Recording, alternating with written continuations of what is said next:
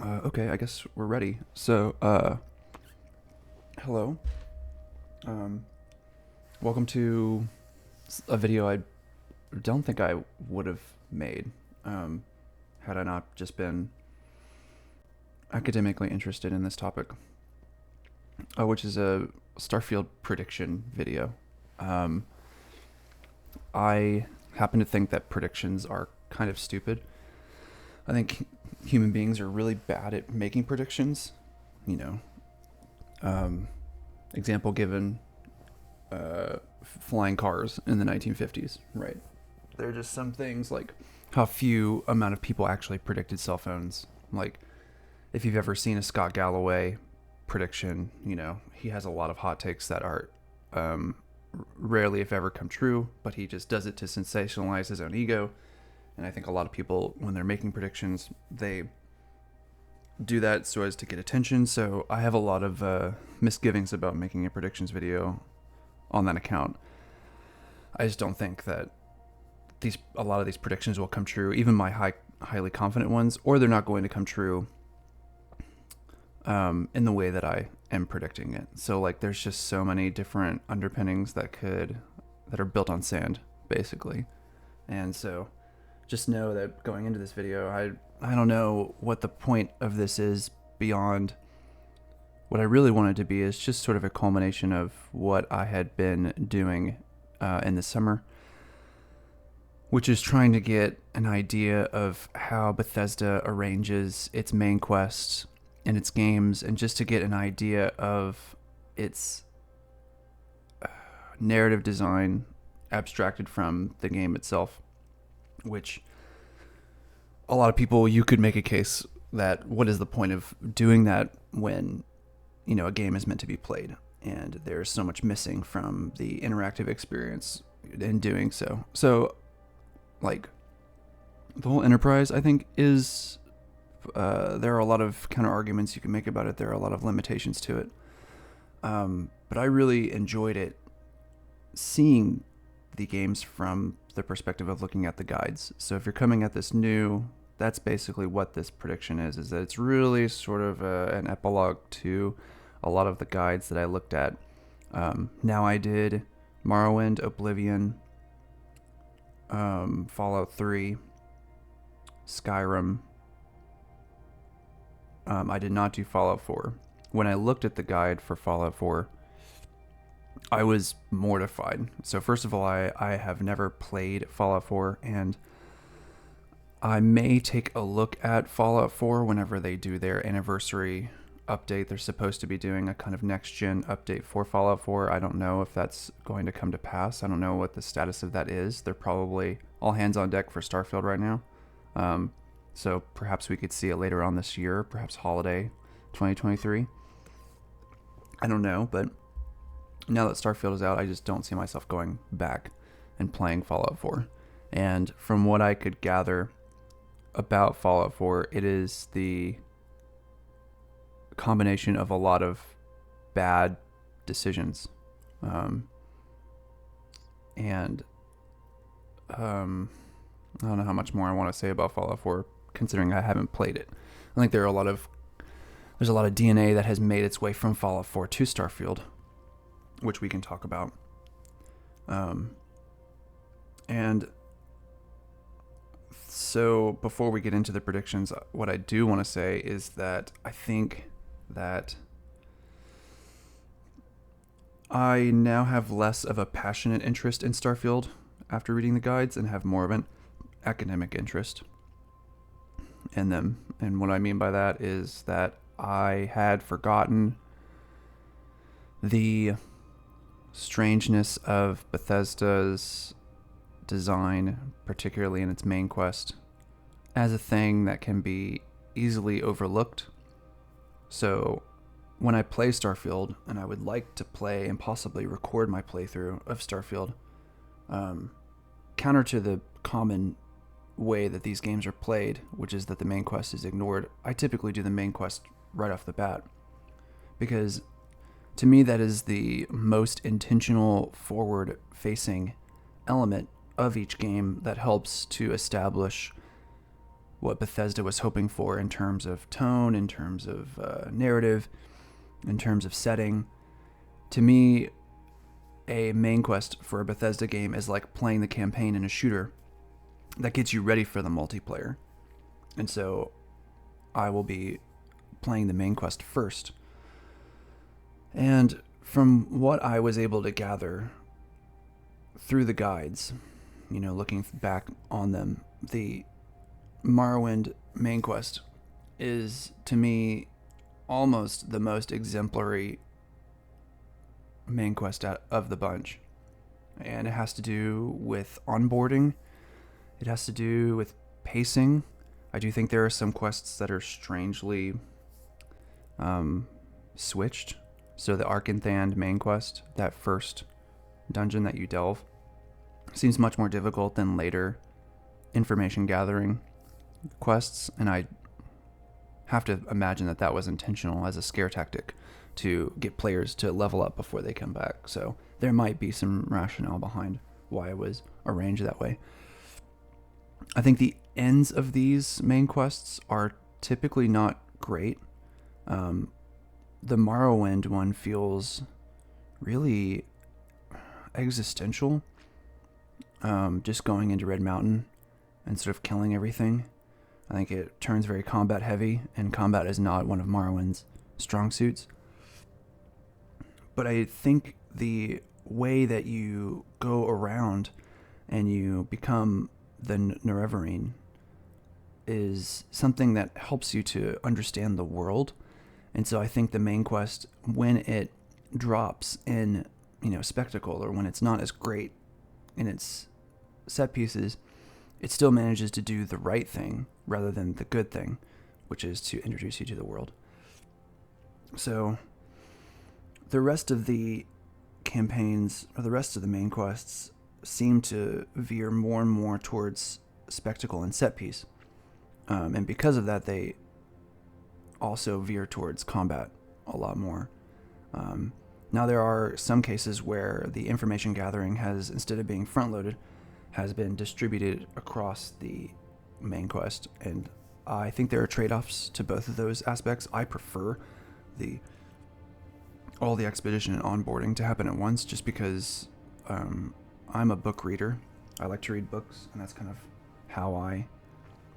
that's the main medium through which I experience the world, is through reading. And so exposition at the beginning is a very narrative heavy, is not a very video game way of doing things, I suppose, because I just want to get you into the action. That's ideal. But exposition at the beginning is very much a literary feature. So what's interesting is that as you go through the Bethesda games, and as technology has become more advanced in creating these worlds, you're starting to veer away from the bookish formats of the CRPGs of the 90s, and then you're entering the video game heavy gameplay first aspects of these games. And so I don't think that Bethesda made it through that transition in one piece. So because of that, there are some things that I have misgivings about for Starfield. I just don't think I'm going to get the childish glee and just the strangeness of Morrowind when I was that age, like I'm going to get with Starfield. I just think I'm an adult. I'm losing my hair. Like I'm just a different person, and so I can't see a Bethesda game now without seeing some of the strings attached behind the scenes in terms of just logic and why the story is arranged in the way that it is. Games are very limited creative objects, and because so many people have a hand in it, the larger a game gets, the more risk averse it becomes, so as to maintain a healthy profit across a wide user base. Which means that this game, being one of the biggest for Bethesda, is going to have to establish some science fiction tones that we've seen before. So some of these predictions might come true, some of them might not, but I hope you can kind of understand how I feel going into the games with these predictions in mind. So that's how I feel about the game. That's how I felt about the Bethesda games beforehand. Hopefully that gives you a sense of where I'm at. So with that out of the way, let's get into it. I made these predictions, as you can see, on August 12th, and I wanted to let them sit and so I could forget them. So now I'm returning to them on August 26th. We're about a week away from the Starfield Early Access period, which I pre-ordered, which is something you're not supposed to do. But I've kind of looked at the release window for the other games this year, and Baldur's Gate 3 didn't quite catch me like I thought it would. I've never been much of a D&D player. Armored Core 6, there's some very core design choices in that I have a problem with. Notably the way you aim and the way things are automatically targeted. I think there's a weird intermediate problem there. So for me as a shooter veteran, nothing's going to beat Hyper Demon in that regard. And so why would you go for a softer drug when the hard drug is right there? So yeah, it's like Valheim is what I've been playing a lot, and then Starfield. So we'll see how it goes. All right, let's get into this because I'm curious what I wrote.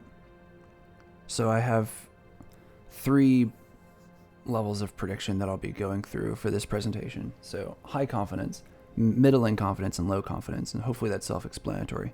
But I have an asterisk here, a note saying that, you know, I'm not certain about the high confidence ones, right? We have ideas, and I will say that this is based on, you know, everything that we've been told beforehand. So if you're trying to go in spoiler free, I would not watch this video. So consider these relative confidence levels relative to each other, not some, like, when we say high, I don't mean uncertainty. Let's move on. The high confidence ones. There will be a main quest that will be mostly avoidable. So I think this prediction has already been busted. So for those who don't know, there is a New Game Plus feature to the main quest.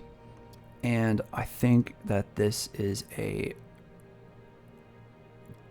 good way on paper to tether the experience of playing the main quest as something that a player will want to do so as to facilitate the rest of the gameplay. Now, I don't know how they will implement the New Game Plus mechanic.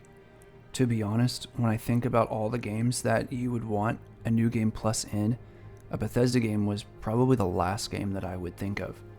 If only because I don't consider usually the gameplay and the design that is behind the gameplay to be all that immersive or intuitive, like a shooter, like a platformer. There's just a lacking specificity and fluidity to the way that those games are played, and I don't particularly care that they say that id Software has had a hand in the shooting. I just don't foresee the shooting in a Bethesda game like Fallout or Starfield to ever be on par with a game where shooting is the main dominant feature. It's just, that's not where they're going to put their resources. So to me, the New Game Plus would have to be implemented in a way that the narrative could be affected. Will that happen? I don't know. And if it does, I imagine it will be very tangential. It's not going to be something that will make a significant difference to the game. Now, I could be wrong, and that would be one of the most exciting things of the year of all Bethesda games. But, you know, that's kind of the latest on that. So here's the evidence that I have for this, and basically it comes down to the descending order of significance of themes. So the Morrowind campaign had a lot to say about racism and immigration, and Dagoth-Ur, or Dagoth-Ur, however you pronounce it, was a culmination of a reactionary figure hoping to spur on a kind of alt-right or far-right movement of taking back Morrowind and Vardenfell. And so the world coalesced to the main quest in a way that makes Morrowind a very coherent game. And I love that.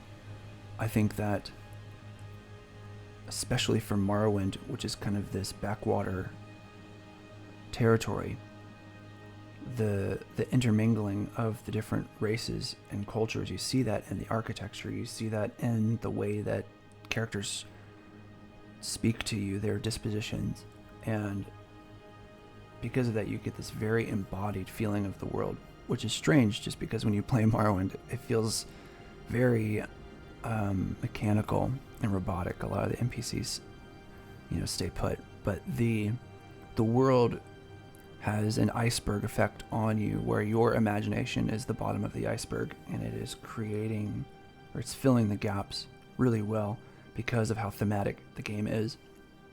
So Oblivion still has that, but it's less integral. It has more to do with the death of the father, in this case the Emperor, and the symbolic chaos that occurs afterwards, the opening of the Oblivion Gates. Now the problem with Oblivion is that it didn't follow through on that idea, because an Elder Scrolls game is not a Fallout game where you can't just have civilization crumble. In fact, it's quite the opposite in Oblivion. Oblivion is supposed to be this capital world. So there is a lot of ambiguity that they didn't capitalize on with Oblivion. There are some interesting ideas there, but they became lower risk because they were doing so much with technology that I feel like a lot of the narrative and thematic elements of the game just fell apart. Fallout 3 felt on par to Oblivion with themes.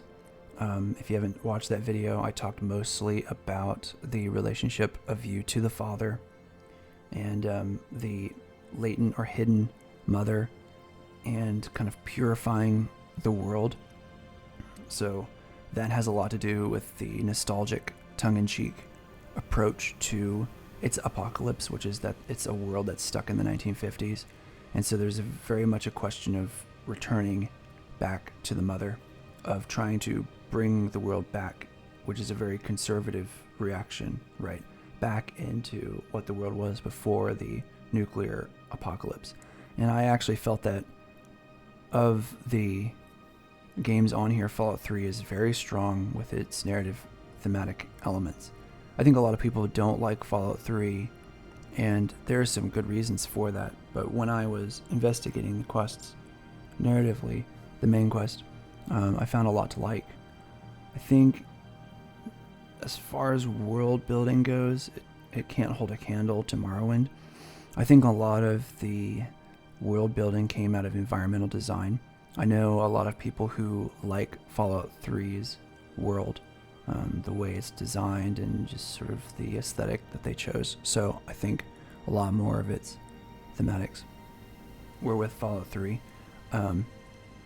So with those three games, at this point you get a very steep descent into the themes not having really anything to do with the games.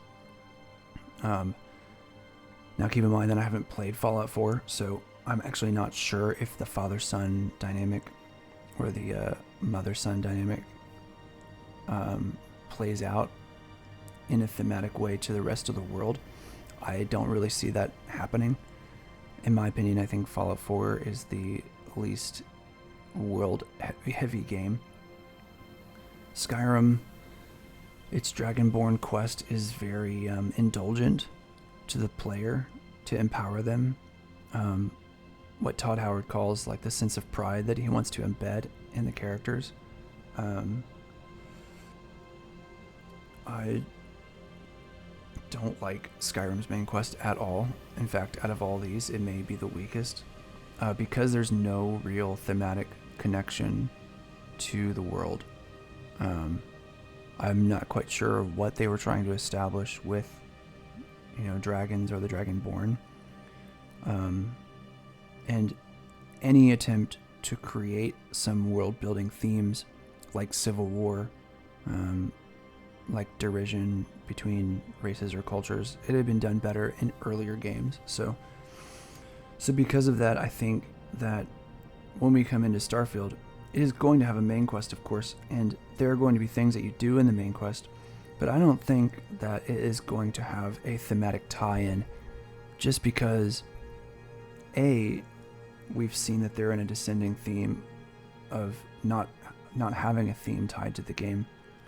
And I think that just becomes, or that is as a result of Bethesda getting so large that they may have some people working on quest design.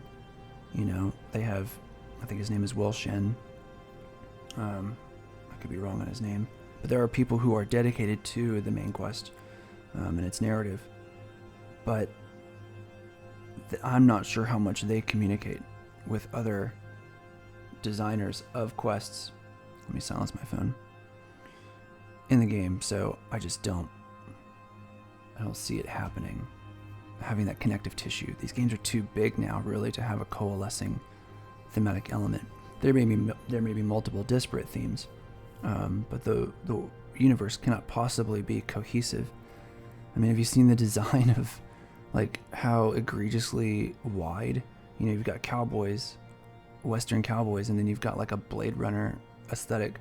So it's clearly just like a strange, like, postmodern pastiche of so many different elements and themes. So I just don't see that happening.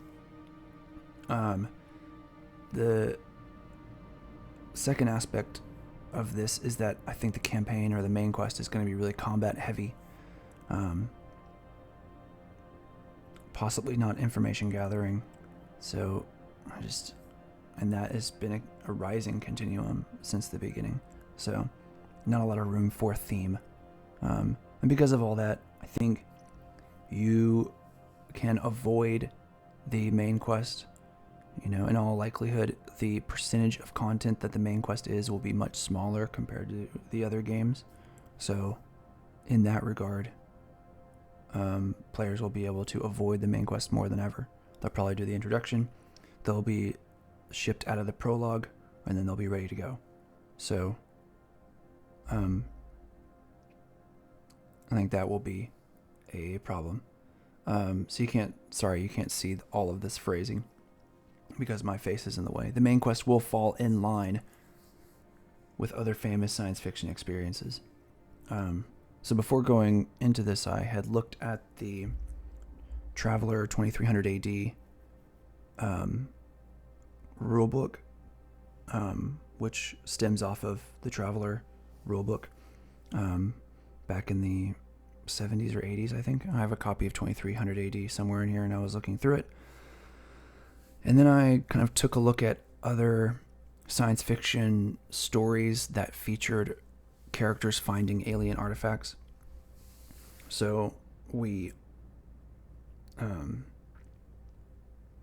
know that much going into Starfield. So Starfield is a new IP. Starfield is expensive and time intensive. Starfield is science fiction. Starfield already utilizes previously established material. So a lot of the rationale for the warp drive, how people are able to do faster than light travel, which makes kind of the whole universe exist, as far as I know, is based fairly heavily on the 2300 AD. I think they changed some of the semantic material. You know, they changed wording on, like, instead of a gravity warp drive, it's like something else warp drive. And so I don't think that is wide enough of a discrepancy worth mentioning. But I think I get a lot of vibes of Contact, the movie starring Jodie Foster, in the Carl Sagan novel, which I've read, from the tone of this. So the tone is very earnest. There are a small group of people called Constellation who are looking for alien artifacts and are interested in kind of the larger questions, is what they say. And that feels very much like Contact, where Jodie Foster and this small group of people are very interested in finding extraterrestrial life. And they receive a message from an extraterrestrial group, and this eventually culminates into instructions for a large installation that they build so as to make contact. hence the name of the title, if you haven't seen the movie. And the artifacts in the Starfield game and the way that this installation looks appears to be very similar. I imagine in the quest you will be required to construct something to go to meet these extraterrestrials. And this is in keeping with the previous games, where often in the games, towards the end of the main quest, you go on a journey to a realm that is either very locked in or very closed in, or you go to a realm that is totally outside of the open world area. So, in Morrowind, this is Red Mountain, so it's still kind of embedded.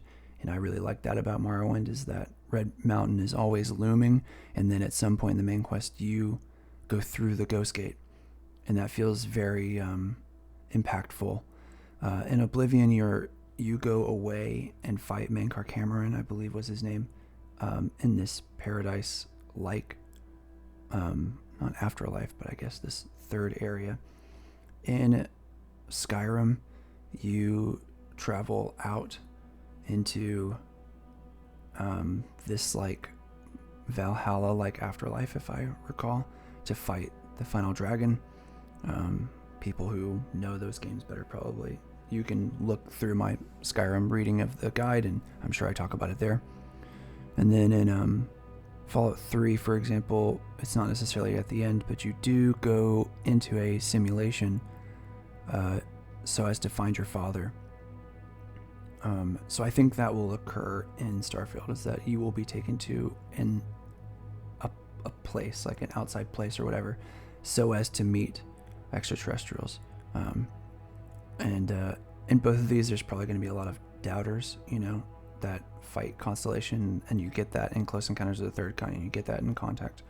But it seems as though your interaction with the artifact, very much like Mass Effect, very much like Close Encounters of the Third Kind, it presents you with a series of images. So there's some entanglement, to use a quantum term, that occurs between the artifact and your person. So I imagine that that's going to happen in Starfield. And these are not new, these are previously established. And that's just because Starfield is a game that seems to paint broad strokes, and I don't think they wanted to do something really experimental with its story. This is not, based on the tone, this is not a what was that movie with Natalie Portman, Annihilation. This is not a Jeff Vandermeer kind of science fiction experience. This is very much like an earnest.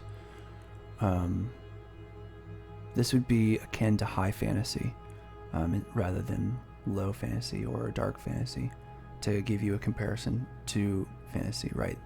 And I think that the references that the developers and that Pete Hines is making, and that Phil Spencer is making, head of Xbox, or head of Microsoft Gaming, I actually don't know what his title is, to Oblivion rather than Skyrim, is very much in keeping with trying to remind fans that this is an earnest tone with a kind of high sci-fi influence rather than like soft sci-fi rather than hard sci-fi, for example.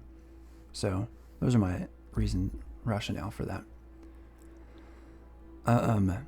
The main quest and other types of quests will feature a high combat to non-combat ratio for completion. I don't think this one is difficult to defend. I wish that I wonder if I can move this down so you can actually see. Yeah, so let's do that. Oh.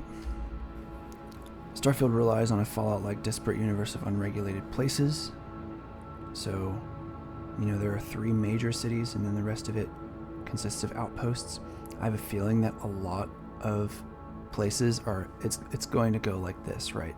It's going to be, you either find a civilian scientist like outpost and they need help, and like a Yakuza character, you just cannot help but help.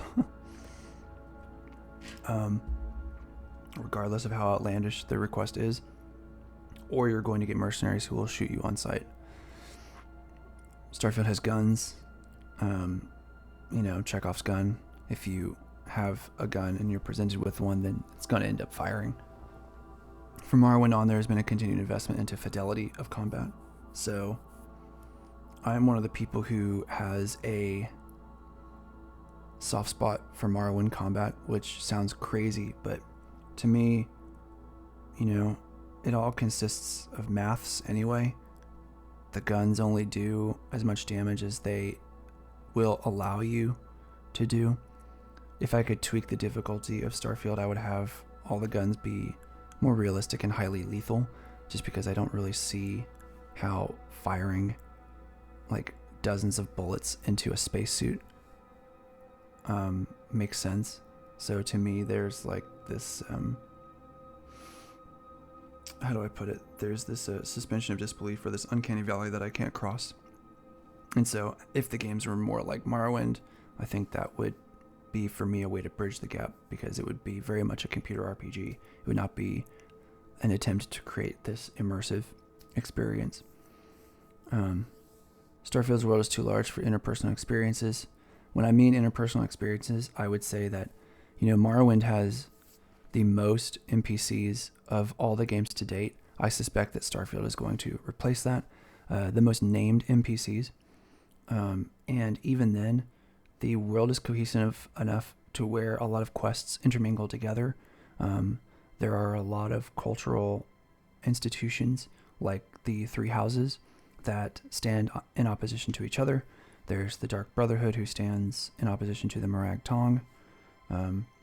The Mages Guild is very much against House Telvanni over the issue of slavery, among other things.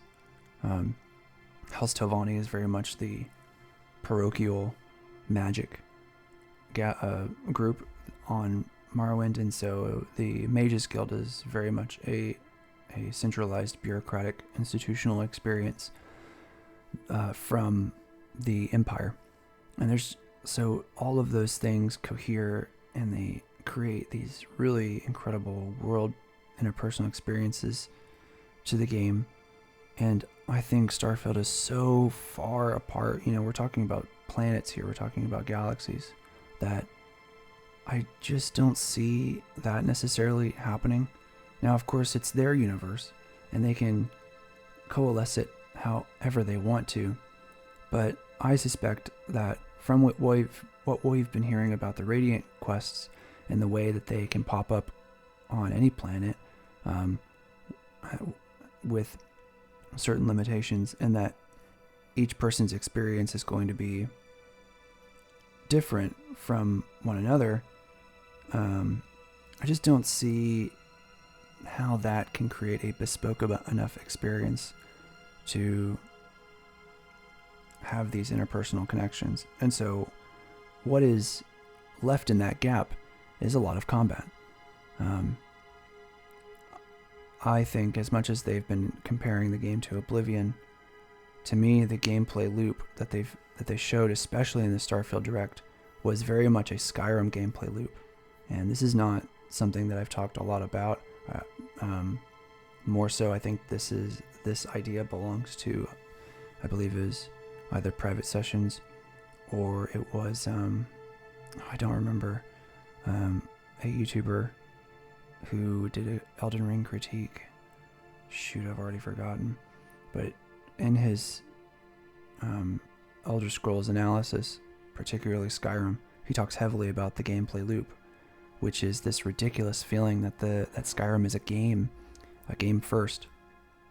And so because of that, all the dungeons have this design that is clearly based on, you have these early combat experiences where you use stealth, and then in the middle you're solving some kind of puzzle, and at the end you fight a big boss, and then you get a reward at the end, and then you come out of it. And I saw that exact experience occur in the Starfield Direct, where you come across this mining operation, you shoot the people outside, you loot some things, you go inside, you shoot some things, you gather the materials, the loot, and then you come out of it and you move on. You go back to your ship. I think that was very intentional so that they could show players who adored Skyrim, hey, you're going to get the same repetitive experience that you can chip away at. And so I think the combination of these factors, of the lack of cohesion in the world, and then the explicit demonstration of the gameplay loop, this is going to be a lot more combat heavy than the other games. And if they want to create that kind of system, fine. But for me, the interpersonal experiences of Morrowind, the plethora of dialogue heavy quests, and just the way that the world relies on that instead of the combat, because the combat was weak, it meant that Morrowind felt more alive. So we'll see how this game does it. So those are the higher confidence things that I have. So this is middling confidence. So this, to me, I feel like there are more limitations to what I'm saying, and I'll try to bring those up as I go along, especially as we get to the lower confidence ones. So the main quest will pace itself with information gathering throughout rather than front load at the beginning. I talked a little bit about this earlier. So Morrowind's main quest starts as very slow, not earnest at all, despite the fact that you could be a prophetic chosen one character.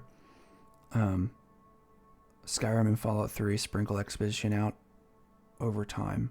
So you're doing some information gathering. There are some non-violent quests sprinkled throughout. There are some audio logs that you're picking up, especially at like halfway to 2/3 of the way through Fallout 3. You're listening to your father talk about the water purification project. I forget what that's called. Oasis or something like that. Allows for bombastic opening with action set pieces to entice the player. We've already seen that in the Starfield Direct. In all likelihood, I haven't seen the leaked footage, so I'm going to give a prediction based on something that could easily be refuted, but I don't want to spoil myself. From what I've seen with the Starfield Direct, you make your character. Well, not yet, you don't make your characters, but you are mining, you encounter the artifact as you're mining, you have this ephemeral kind of fantastical experience. You perhaps have a seizure, you pass out, your fellow mining colleagues wake you, and they have the artifact beside you, and so you have the artifact, you make your character, and then immediately afterwards, the mining operation is beset by raiders, and so you have to sort of fight your way out of this. They're after you. You don't know why. Probably has something to do with the artifact. And they say, okay, well, you need to go to Constellation. So it's this really, much like the dragon in Skyrim, much like the Emperor appearing in Oblivion, and then in Fallout 3. Actually, Fallout 3 starts a little slower with kind of your entire childhood, which Todd Howard really likes. I just don't see that happening here. I see it way more as a bombastic opening. And I think that Constellation, the main quest missions, are going to have you do information gathering and combat at equal measure. And then combat will get heavy towards the end. I wish it wasn't that way, but that's just the way I've seen the trajectory of these games move. So, not too difficult of a concept to accept. The ending of the main quest will allow you to continue playing afterward. I suppose that this is something that was confirmed with the New Game Plus mode. So here again is a prediction that I think fails, which is that I predicted something that is technically true. You can keep playing afterwards for Starfield, but you will be playing in a New Game Plus way. So, like, is that really a prediction that I got right? I think it was so far afield from what I imagined that I would say no. I did not get this. So based on what I was trying to predict before this New Game Plus announcement, Morrowind, Oblivion, Skyrim, you got to play afterwards, and then Fallout 3 did not. So just by sheer weight, more often than not, Bethesda games allow you to keep playing. Possible ending type. Okay, I talk about endings. Information that has huge implications for where the universe is going, but for now it is for Constellation's eyes only. And I suspect that with New Game Plus, there will be possibly like in this installation that you create, and when you meet the extraterrestrials, you have the opportunity to go back and to do it again, but with your person as you see yourself, right? I don't think this will be as in-depth as Outer Wilds, for example, where that is the key mechanic, is the ability to do it over and over again. The kind of insular discovery like the movie Contact that keeps people from believing this disallows dialogue diversity. Okay, so in Contact, Jodie Foster, this is very different from the Contact book. In Carl Sagan's book, there's a team of scientists and like engineers, and then I think like a military officer. So it's like 8 or 9 people get to go, and they get to experience this elaborate extraterrestrial thing. In the Contact movie, it is just Jodie Foster. There's only room for one inside the installation. She goes and comes back, and for her, a lot of time passes because she has this very narratively, I think, brilliant interaction with her father. And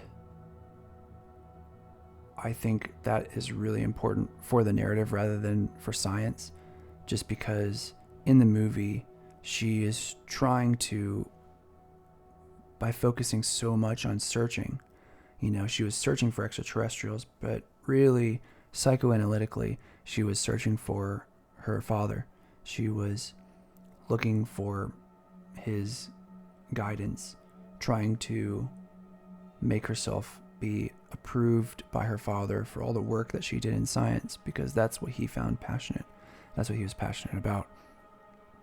And so she gets to have her cake and eat it too. She gets to discover aliens, but the alien is dressed up in the persona of her father.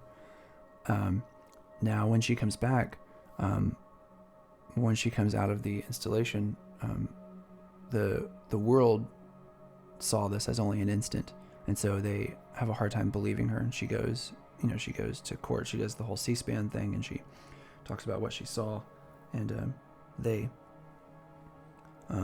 didn't have anything on the recording devices. It's all just static. And so I imagine that Starfield could very much have that, where there are things that you'll experience where people will not believe it, and there will be some kind of throwaway versions of the dialogue that a lot of NPCs will have, that you'll be able to say, but that no one will really believe. So I think it's a nice, just easy mechanical way to keep the dialogue tight, and to keep the narrative underpinnings behind it tight. So it's a long walk for a short drink of water. Sorry I talk so much on that. The late game of Starfield will rely on your personal goals of base building or starship creation. So if you've ever played a Bethesda game, you know that it starts to become difficult to spend money.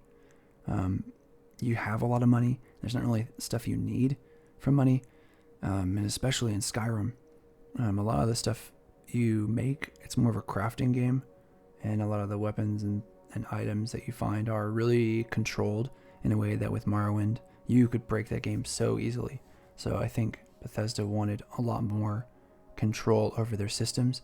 And I think a big way to do both of those things, to nail currency surpluses and also create a way to balance the game asymptotically, to where the more money you have, the more money it's going to take to get even just moderate improvements into your character.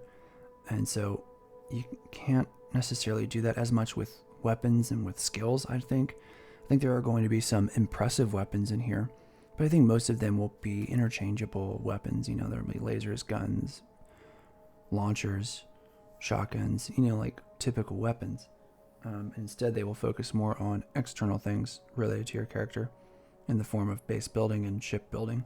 And I think these things are going to be elaborately expensive for the purpose of providing a late game that is altogether different from earlier games, which is focusing on building up your character.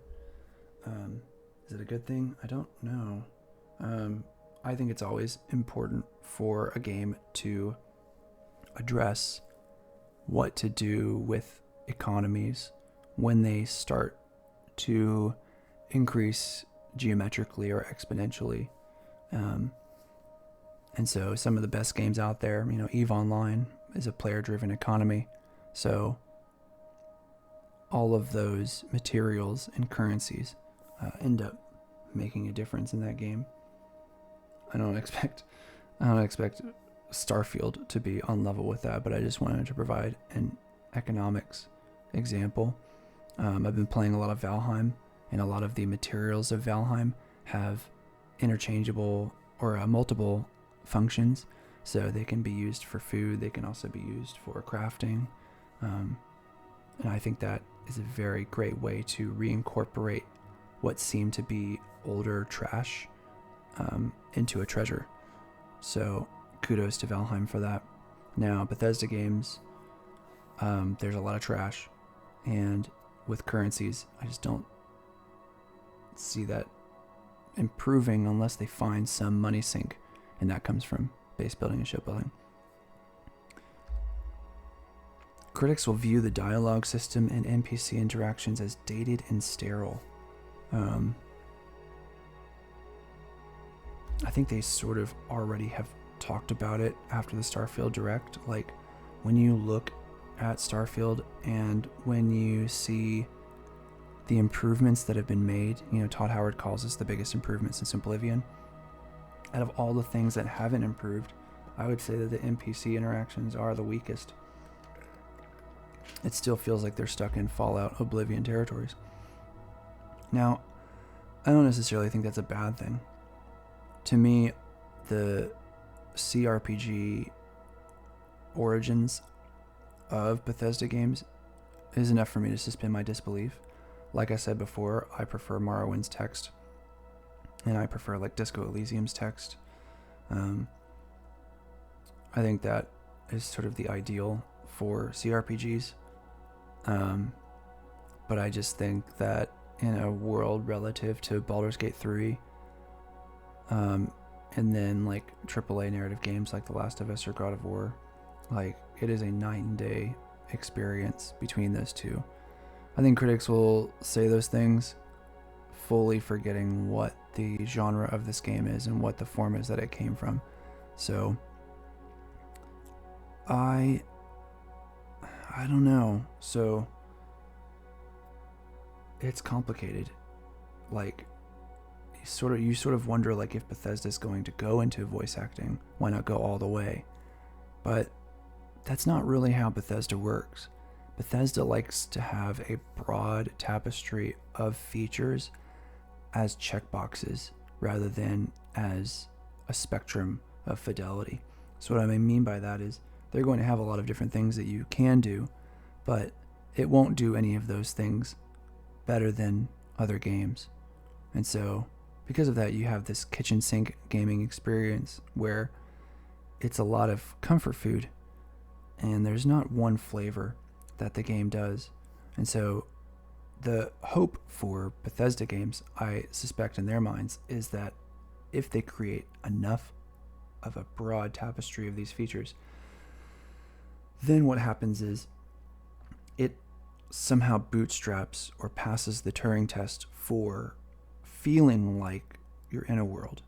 And so they do it with a bunch of small things that coalesce into a big thing. Whereas other games, more smaller indie titles like Outer Wilds or Valheim or Hyperdemon, they are really focused on one thing so as to give you a feeling. And people are going to fall in different categories for this. I can see the legacy of both. When I was younger, the Bethesda way was the right way. And now that I'm older, I really like games that attempt to do one thing extremely well, so to focus on their strengths rather than simply pull up their weaknesses to a moderate, like to a passable level, right? So Bethesda is more of a checkbox system. So, like I said, I'm interested in Starfield academically. I'm very curious what the reception is for this game because of this, but this is already being critiqued. Starfield will contain far more scripted events between you and possibly NPCs and the universe. This one's not too hard to imagine. I think it's just the power of technology increasing and the power of their ability to do scripting and set piece events. So Morrowind had very, very little. So Kukulkan, the giant automaton that they probably wanted to have move around, but they ran out of time or budget, or they didn't know how to do it using the technology, that falls apart after you defeat Dagoth. And then there are smaller things like opening the door to Arkanthan is a scripted event that causes the door of Arkanthan to slowly separate so you can get in. Oblivion had a lot more scripted events with NPCs, how they moved around, how they had schedules. That was a big technological change from Morrowind. So Morrowind to Oblivion is what we're going to feel in moving from Skyrim, Fallout 3, Fallout 4, Fallout 76 into Starfield, according to Todd. And so because of that, I think there are going to be a lot more movable parts or moving parts. I think that their performance is going to be okay with this game, but I am looking forward to the compilations of videos where the engine is going to wig out, right? And someone's going to get thrown.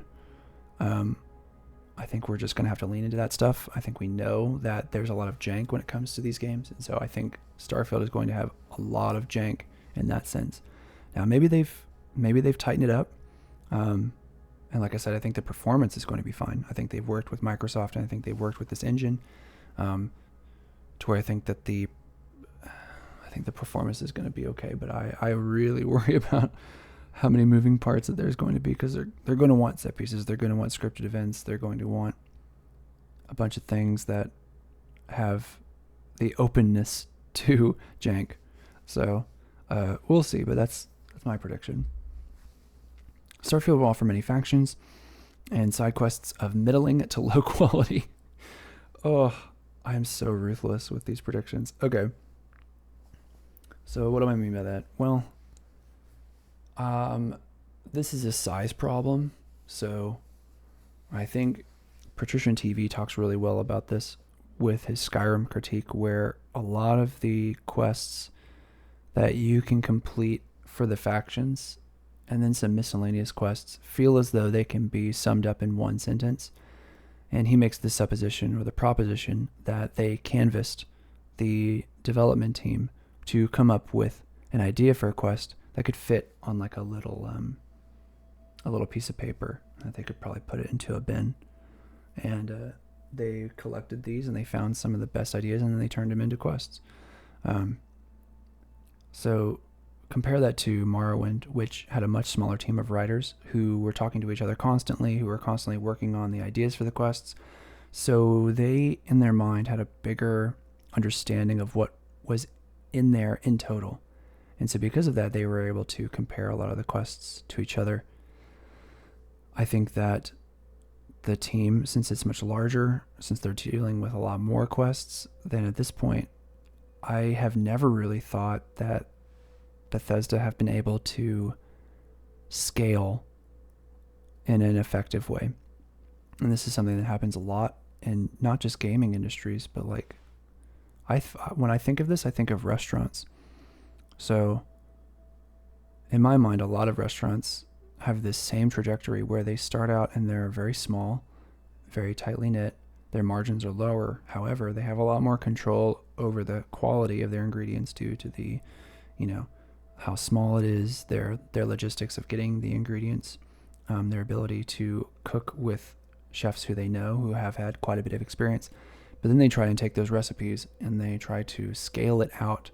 And what happens, especially in the United States, is that they become these great big chain short order restaurants, and they're just providing food, and the food quality goes down. The quality of the ingredients goes down because they're trying to maintain or increase their margins to create a larger amount of profit to deal with the overhead of having so many restaurants. And so because of that, the quality goes down. And so I've always felt that way with Bethesda games, where Morrowind is tight and small and feels like just the right size. Instead, they try to go bigger, and because of that, they might have a lot more factions, and they might have a lot more quests. When we think about numbers, clearly there's more dialogue, there's more quests, there's more stuff, but I think that they can't really go back because now we're dealing with science fiction. So you're dealing with a game like Starfield that if you play Starfield and you only have a couple planets, then it feels more like Outer Worlds, and people have a really bad taste in their mouth with Outer Worlds, and I suspect it has to do with how claustrophobic that game feels. So I think when you decide to make a space game, you have to be very careful about what the design intentions are from the get-go, and it's clear that Bethesda wanted to go big. They wanted to harken back to Daggerfall with their procedural generation. They wanted to harken back to Oblivion, I suppose, with a lot more set pieces, I guess. And they wanted to rely on technology, like fast travel. So all of those things point to a game that is going to have a lot of quests, and perhaps a lot of Radiant quests intermingled with that. But I worry that in doing so, they lose a lot of the narrative strengths that creating a world like this could foster. Maybe when we look back at the academic history of games and we think about the right size, because we've been talking a lot about going bigger and bigger, but I think we can all feel the difference between something like the Assassin's Creed games, which are incredibly large, but that feature a lot of repeating elements, and then something like Outer Wilds, which is small. It's one solar system, but it does so much with it that the question of the right size is still an open question. And I happen to think that Starfield is going to be viewed as too big. And that is a silly answer unless you defend it by talking about how the narrative plays out, or the narratives. Okay, so here's low confidence. Here are some spitballing things that I am the least sure about. At some point in the main quest, the player will help Constellation collect items to build a device to communicate with aliens. So we talked a little bit about that with Contact. To me, it just seems like a gamified thing to do. And Contact is one of the most famous science fiction novels, and it has the same tone. And I think it has the tone that Bethesda wanted to go for, which is this what's out there view of discovery. So I have some evidence, but I don't know if that's going to happen. It just seems like a very easy thing to do, of like, oh, we need this amount of iron, or we need this amount of materials. And so for a time in the game, you will be helping Constellation to engineer a sort of device. Starfield will be viewed in hindsight with weaker... Oh my god, sorry, I can't read. Starfield will be viewed with hindsight... In hindsight is what that should say. That's why I was messed up. As a weaker transitional game to future installments. So the reason I feel this way... Now this is me trying to project, a decade from now, 2 decades from now, and we will look back on Starfield after having played Elder Scrolls 6 and Fallout 5. So we will see like a large trajectory of the Bethesda games, and so Starfield will be embedded in the middle. So we'll ask the question of, like, how is Starfield, what is its legacy?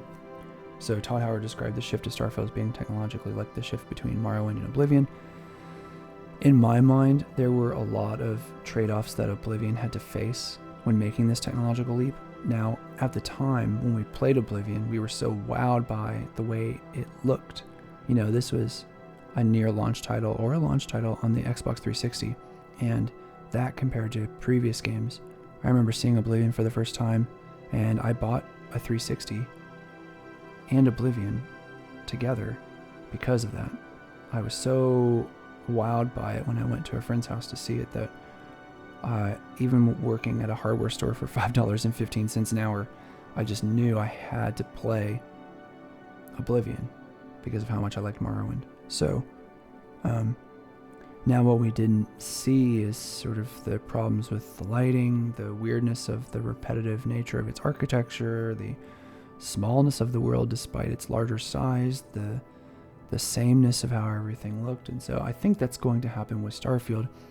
Now, how that goes about, or how that's going to come about, I don't know. That's why it's low confidence. I just have a feeling that it will be seen as an expedient solution to a lot of problems when trying to make a game for PC and console. Maybe the technological leap of fast SSDs for faster loading of assets, perhaps there will be something there, some texture pop in the distance, you know, similar to Ubisoft games, you just kind of know that the game is not working beyond 500 meters or 500 yards of your person, and so the game is just loading at that distance, so you can kind of see assets load in. Some game companies do better than others, so maybe that will come up. I think perhaps the jankiness of its new systems like ship combat or making outposts, or the Radiant quest system being embedded into planets randomly or procedurally for each player, or its implementation of its New Game Plus. I just have a feeling that there is going to be a technological critique that is going to come about in this game. I don't know how it's going to be, but I just have a feeling that just like Morrowind to Oblivion, critics, armchair critics like myself, in the future we'll talk about this. Faction quests will not offer bespoke experiences altogether different from other experiences in Starfield.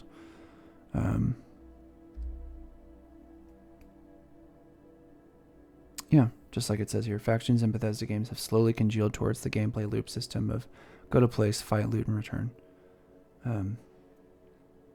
I hope I'm wrong, but as far as I can gather, the factions have more to do with their place in the world rather than their ideology. Now, you might think that those are related, but I'm not sure if that's the case. So you have like the Vanguard, which is in full sec, I don't know how to describe it, but like in a heavily policed world, right, of New Alexandria. And then you have these sort of middling outskirts with those horrible looking cowboys and that like terrible looking god awful aesthetic, that like ranger group that is kind of like a parochial system of vigilantism and justice kind of mingling together. And then you have the outskirts. You have the Red Mile, you have the Serpents, who are like the Dark Brotherhood, or kind of the insane like diaspora of these worlds. I think for each one you're going to be doing a lot of the same quests. Now that's very different from like in Morrowind, for example, a House Halalu questline was very different than a House Telvanni questline. And the House Telvanni questline was very open, free. You could do things in a lot of different ways. House Halalu was way more political and way more constrained, based more on social interactions. Now you still had some freedom over how to do things, but it was far more based on like intrigue and talk and mercantilism, and very much based on politics like bribes and things like that. So because of that, both of those factions feel differently based on your interactions. And I think over time, Bethesda games it has been easy for them to make high content of quests if they have certain touch points that they hit each time. Of you go to a place, you fight. Something goes wrong, you fight. You're ambushed, you fight. You get the upper hand on somebody, you scope the place out, and you fight. So I hope that that's not the case, because with a lot more dialogue in this game, I could be wrong, and a lot more of the game could function on social interactions. We'll see. Pretty low evidence there. Starfield will offer an abundance of lore in the form of texts and audio logs that will fill out the world more than any other game. This is something I personally want. You can kind of feel my expectations in this, so that's why I'm low confidence. Is that is something that I want, not necessarily something that could come to pass. They have been world first designers in the past, but I think that over time, more and more, they have done less backstage stuff in the form of lore, and they've done more front stage stuff in the form of aesthetic design, in the form of dialogue systems, trying to get NPCs to say these things and to provide exposition in the world rather than you looking in the world yourself.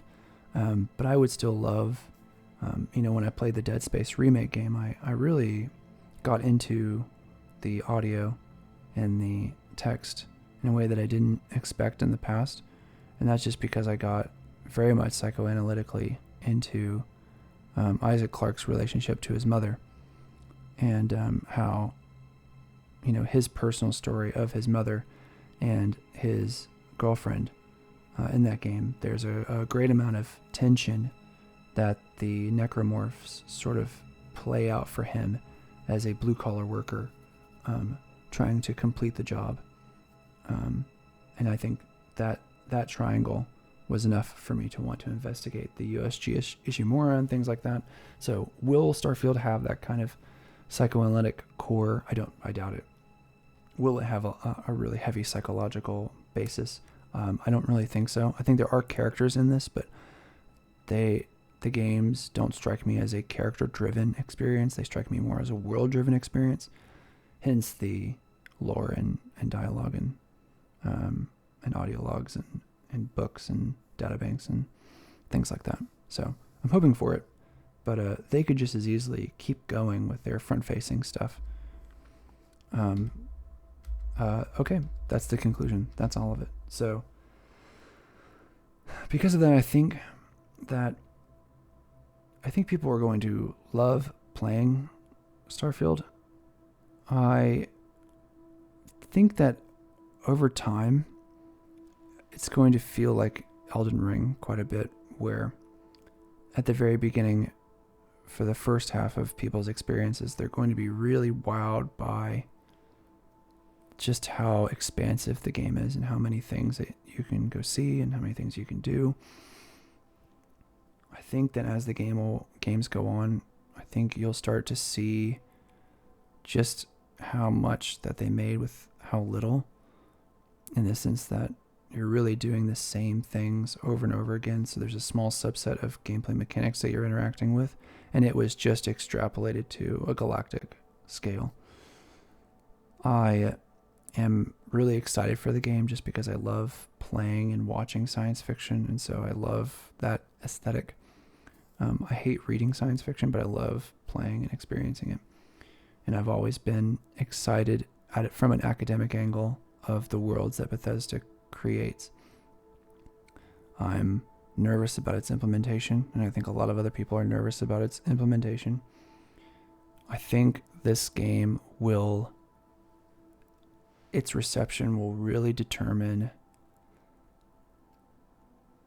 how Bethesda creates their games in the future.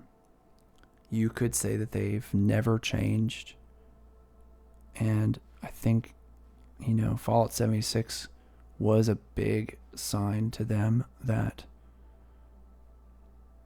their attempts, so they tried to do a lot of new things with Fallout 76, and it really crashed and burned horribly. And so this is, in a way, it's a return to form. Todd Howard said that he thinks players are ready for more hardcore mechanics, which are present in this computer role-playing game. Now, I think the question is that true? will people respond to this? And if they do, then Bethesda has an outlet to continue doing what they do. But I think if people reject it, then Bethesda is going to be in a very awkward position where they tried to do new things and it failed, and then they tried to return to form, and that also failed. And that would really, if I was Bethesda, that would really scare me. I think Microsoft made a good decision to get Bethesda because Microsoft has always been very unlike PlayStation in the terms of the kinds of games that you would find on Microsoft. Games that are not nearly as high fidelity and not nearly as narratively strong, but they have a lot of mechanical weirdnesses that feel more like a computer role-playing game, feel more like old school computer games. So I think Bethesda is very much in that wheelhouse, and Bethesda has always worked with Microsoft much better than PlayStation and Sony, for those who remember the Fallout 4 PS4 version, which performed terribly. So I think it's better to play to their strengths. I don't know. It being released so close to Baldur's Gate 3, I think there are going to be a lot of unfair comparisons to Baldur's Gate 3, just because I consider both of those games to be chalk and cheese. They are expansive role-playing games, but there is a lot more narrative momentum to Baldur's Gate 3 to its benefit. It's this world, this story, and it's all propelling you, the character, into it. Whereas Bethesda's games are far more dormant and stagnant, and it's really up to the player to uncover what's already there, like a museum. Whereas Baldur's Gate 3 feels less like a museum. It feels like a, I don't want to say on rails, but it feels like if you ever see the Haunted Mansion ride at Disney World or Disneyland, you're moving in this device, you're moving in this cart, and it propels you forward. So you really don't get to choose the speed at which you are going through the ride, but you do get a chance to, each time you go through the ride, look at different things as you're going along. And there's so rich of a tapestry there. There's so much detail. The level of detail is so large that it gives you a reason to go back through it over and over again. So to me, that's Baldur's Gate 3. It is this elaborate experience that, yes, you are moving equidistantly per second, but you get to experience things in elaborately different ways depending on how you're looking. So to me, Starfield is way more of a museum where there are just exhibits upon exhibits, and it's very large, but they are not moving, and they don't even really appear to the character, you, the player, until you go out and you find it for yourself. Did I spell conclusion right? I've been talking for so long and my brain is so fried that if you ever experience that where words don't appear as though they are spelled correctly, even if they are. If you've made it this far in the video, thank you. I wish I could have done the Fallout 4 guide, but I just couldn't do it. I could not look through that guide. It was so bare bones. Despite how large the guide is, I'm looking at it right now, and it's just a giant guide. I sort of wonder what's in there. But yeah, I'm excited for Starfield, and we're very close. But I'm excited only to the extent that I want to see what they've been doing. And I have this very neutral attitude of, I know I'm going to play it, and I don't think I'm going to critique it hard. I'll just be very curious in like a museum sort of way, an indifference towards art where you're looking at the thing and the thing doesn't need you to like it. But I can approach it and I can interpret it as I see fit. If I do a playthrough, I would like to record it and post it on my YouTube channel. I would like to go very slow, so I have a feeling it wouldn't be a very enjoyable walkthrough, because I would like to offer sort of my interpretations of the game as I come to each moment and really kind of soak it in. So if you're interested in that, that would be good to know. That would be cool. But thank you for making it this far. And, to the stars, I guess. We'll see how this turns out. I suspect that none of these predictions will really come to pass the way I see it. And that's okay. But it would be great to be pleasantly surprised. So let's cross our fingers and hope that that phrase, pleasantly surprised, is how it turns out. So thank you for watching, and we'll see.